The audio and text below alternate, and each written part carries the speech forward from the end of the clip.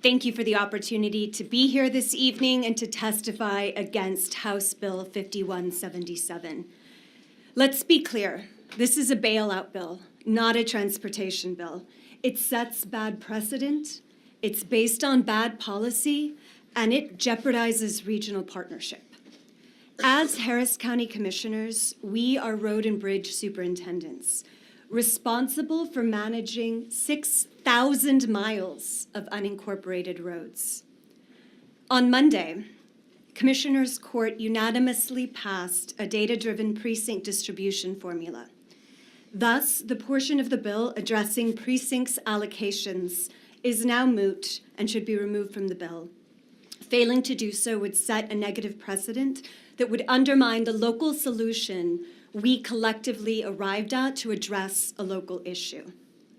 The other facet of the bill, the 30% bailout for Houston, embodies bad public policy.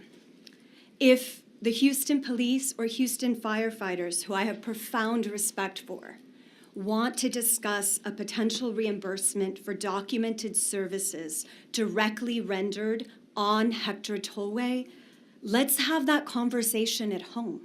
I know I'm very open to it. Again, local issues should be resolved locally.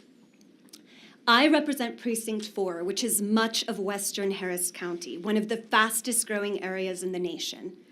Growth, which has necessitated our 63 active, critical, mobility-funded projects, which I would love to give you examples of. This is totaling an investment of $230 million in critical transportation infrastructure in compliance with the Texas Transportation Code. For example, in Katy, where there's 9 new schools that have been built since 2017, and as a former teacher and mom of 3 little girls, this is particularly meaningful to me, we're investing over $20 million on road projects to keep our families safe. Mayor Whitmire is my friend. We actually have a very strong partnership. In fact, Precinct 4, my team and I, we're investing nearly 30% of my precinct's $113 million of mobility fund CIPs within the city of Houston. And I empathize with Mayor Whitmire's budgetary challenges. Yet, pilfering from one governmental entity, taking its much-needed infrastructure funding to plug another entity's budget shortfall and to put it in a general fund, as we heard, without the transportation nexus when these are transportation dollars, is not the solution. In sum, I ask you to please oppose this bailout bill, HB 5177, because it's bad policy, it would create bad precedent, and it would jeopardize regional partnership that benefits Texans. Thank you so much for your time, and thank you to our Dallas neighbors for their patience listening to Houston for hours. Thank you. And I'm happy to answer any questions you may have. Ms. Harris has some Thank you for being here. thank you. I really appreciate it. And I just, at some point would love to get clarity. I know you had mentioned that this bill is moot due to the formula that y'all have kind of figured out. And I'd love to get some clarity on if the formula has changed in the past 25 years that the toll road has been around. And, I know that it's great that you came to an agreement, but we heard earlier that it took at least 4 years to get to that point if this whole conversation started in redistricting.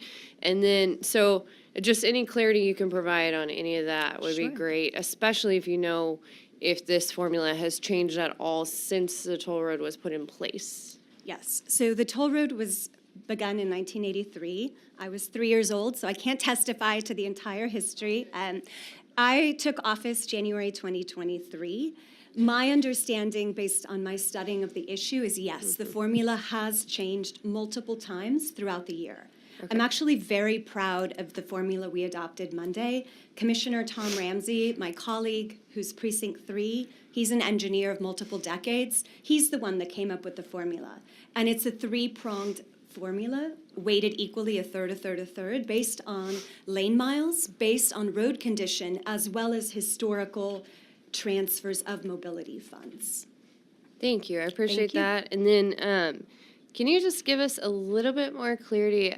We've heard this phrase a few times tonight, bailout bill, just many times, over and over and over again. The language doesn't really play that out, so I'd just love more clarity on why that phrase is being used when the language of the bill doesn't really read that.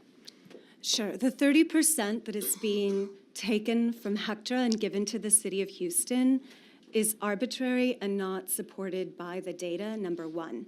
Even the multiple sets of data they've presented throughout the iterations of the conversation these last weeks. Two, if you look at the data for the last 10 years, and again, I have profound respect for HPD and HFD, and I live in the city of Houston. If you look at the data for the last 10 years, Houston has responded to less than 2% of the calls on HECTRA toll. So 30% is arbitrary, again, bad policy. And then, Representative Harris Davila, Harris County is larger than 26 states population-wise. We have 34 cities. So it is also a bailout bill. The city of Houston, and speaking of news articles, the mayor, who's, again, a dear friend and a mentor, often says, the city of Houston's broke. We need help. I'm going to go get money. Again, I empathize tremendously. But this is a bailout bill for the city of Houston. And I've had multiple conversations which reinforce that. And again, the data doesn't support it. I'm open to a conversation. Again, I believe local issues should be handled at home, and I respect your service to our great state of Texas. And we're willing to sit down with HFD and HPD and with Mayor Whitmire to say, let's see what are the documented responses, and we can come up with an ILA, an interlocal agreement, and this makes me happy because I'm a fellow lawyer, as many of you are, and I used to be a civil court judge. Let's work collectively on a solution, but this had never been raised, at least since I took office in 2023. This is, we have a budget problem, we're gonna go get money, we have good relationships in Austin. Sorry, Harris County. And if you look in your packets, you'll see that my mayor of Katy, Katie's one of my cities in Precinct 4, Pearland, Seabrook, LaPorte, Baytown. I mean, you can go through Deer Park. You'll go through, and these other mayors who, we all have budgetary challenges. And again, I empathize as someone who grew up in a home check to check. We all have budgetary problems, but the money grab with an arbitrary 30% is bad policy and it's bad precedent. So we're just gonna start grabbing from other jurisdictions to solve problems? No, we all were elected by the people to make hard decisions. So that's what I mean by a bailout. They're broke, they need money, and they're coming for the 30%. Okay. Mr. Patterson. Thank you, Mr. Speaker. The formula for the money that you all get from Metro, how is that designed? So Metro is distinct. Let me pull up my, again, the lawyer in me, I like precision when it comes to facts. So Metro is distinct, and I appreciate Representative Paul, who he and I talk a lot, especially about flood control, which I won't get into that today. So the concern about Metro, so Harris County residents, which again, there's 34 cities, right, in Harris County. Harris County residents pay sales tax into Metro. Metro is a regional organization, not a subsidiary of the city of Houston. So this is an entirely different framework than HECTRA. And moreover, in addition to Harris County residents paying this sales tax into Metro, there's actually various areas, swaths of Harris County that don't have Metro service. So that Metro transfer is completely distinct from this HECTRA conversation, and I appreciate the question very much. Okay.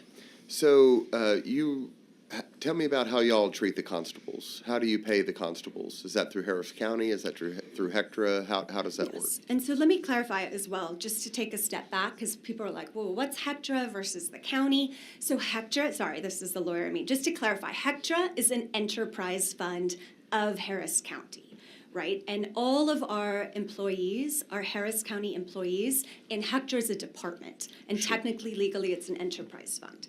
So with regard to our constables, and we have 8 elected constables throughout Harris County, and my 3 constables, they couldn't be here today, but if you look in your packet, by the way, the Constables Association is adamantly opposed to this bill as well. I'm sure everybody represents counties are, yeah. Well, they're independently elected. Well, they're These county are elected law officials, but if you enforcement could answer the officers. question, So the please. question is, these constables, again, respond along with the Hector Incident Response Team to 98% of the calls. So there are contracts with the constables to be the primary law enforcement agency to respond to calls on our Hector Toll Road. And this is throughout the county, throughout the 8 independently elected constables' offices. So the constables are directly paid through Hectra? So they have contracts totaling, well, the entire amount spent on safety and security is approximately 43 million each year. The constables' contracts are approximately 25 million per year.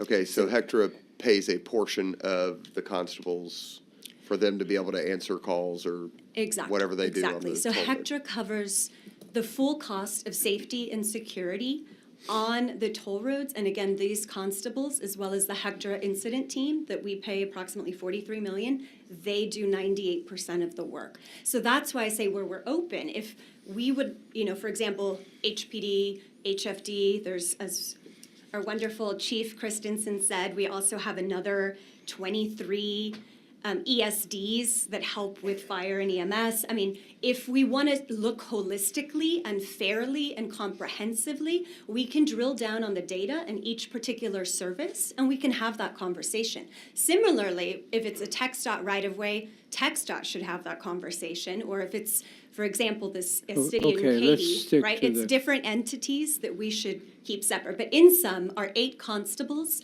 have approximately $25 million in annual contracts, and they handle, along with the incident team, approximately 98% of the work Okay, so Hectra pays a portion of the constables? for those contracts, yes. Yes, okay, thank you. And then going back to Metro real quick, I know you mentioned taxpayers help fund it, but what does Harris County contribute to Metro? So it's the Harris County taxpayers that pay No, the I mean the sales entity tax. Harris County. Harris County is not contributing into Metro. Okay, thank you. Ms. Morales? Thank you, Commissioner Thank you. Briones, and thank you for your very eloquent and beautiful testimony today, because it really explained everything very well. I think one thing that was clarified with the testimonials today is that all of the commissioners are in agreement against this legislation. Okay. And somebody said earlier that Houston was the greatest city, and, I live there, so I believe that, and Harris County is the best county, but we have people who don't live in Houston making these decisions. Am I correct? And that's really problematic. So we have 34 cities within Harris County, so it's unfair to address one city's bailout problem versus the other 33 cities. So yes, and there's actually more people who live in the unincorporated part of Harris County than the city of Houston. Right. It's more like 37% versus the rest of the cities, 37% being Houston.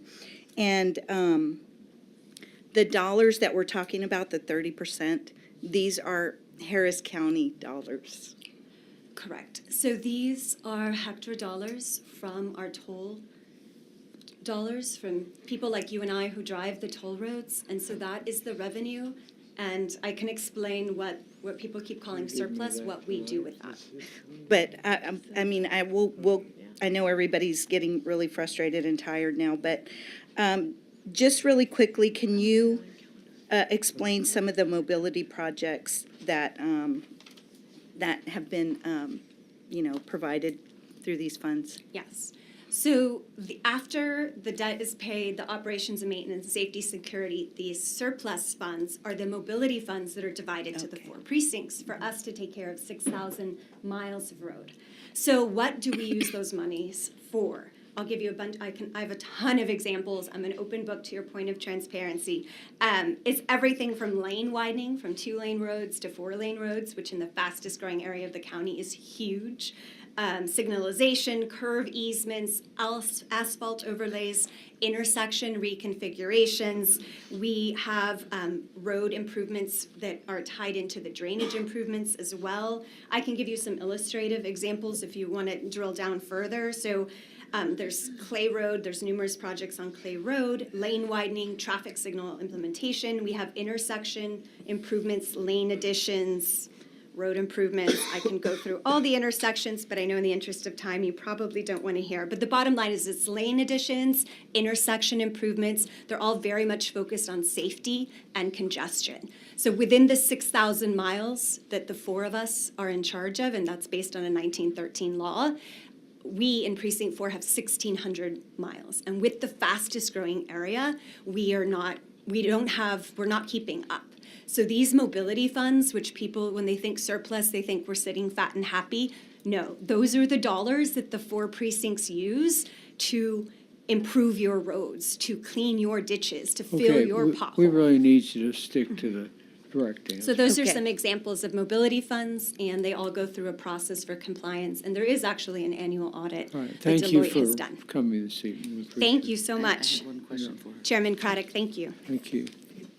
Are you gonna allow me to? Chair, ask that question? Vice Chair, It's a quick question. present. Thank you for being here, Commissioner. you. I advised Chief Munoz that I was receiving conflicting numbers regarding the number of calls that they and the police, state that they have. And I've gotten conflicting numbers from you as well. And they said that they used image trend. Where does the county get their numbers from? So I think it depends whether it's fire versus police, and he's a chief, so I respect his answer. But my understanding is that all of the fire departments, including HFD, including the county ones and the ESDs, they report to the state fire marshal, which is under the Texas Department of Insurance. So we can have third-party data to reconcile these conflicting numbers. And frankly, as Mr. Trevino, our executive director, pointed out, what they're counting as Hector toll versus TxDOT right-of-way, that is driving some of the inconsistencies in the data. And so you Hector's basically- focused on Hector. So you basically get your information from the state? That is, to me, with all due respect, the ultimate arbiter, because should be consistently maintained. Thank you. Thank you. Okay. All right, thank you very much.